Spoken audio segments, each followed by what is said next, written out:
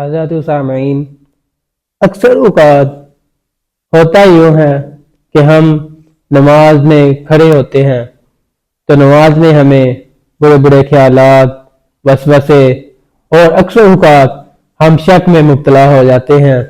تو اس کے بارے میں آمنہ کے لال علیہ السلام نے ہمیں کیا تعلیمات ارشاد فرمائی ہے؟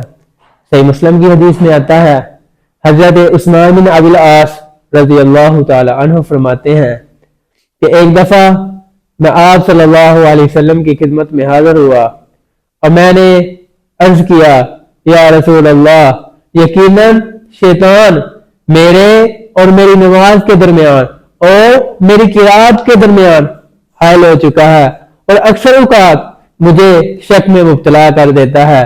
تو آمنہ کے لال علیہ السلام نے فرمایا کہ یہ ایک خنزب نامی شیطان ہے، یہ شیطان کا نام ہے، خنزب نامی ایک شیطان ہے جو تم کو نماز میں شک میں مبتلا کرتا ہے، برے برے خیالات اور وسوسے ڈالتا ہے۔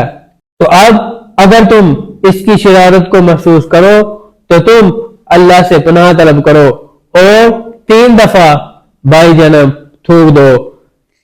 اللہ کے نبی صلی اللہ علیہ وسلم کی یہ بات سننے کی دیر تھی۔ حضرت عثمان بن ابی العاص فرماتے ہیں کہ اللہ کی قسم، میں نے جب بھی ایسا ہوا میں نے ایسا ہی کیا تو اللہ رب العزت نے مجھے ان سے دور کر دیا۔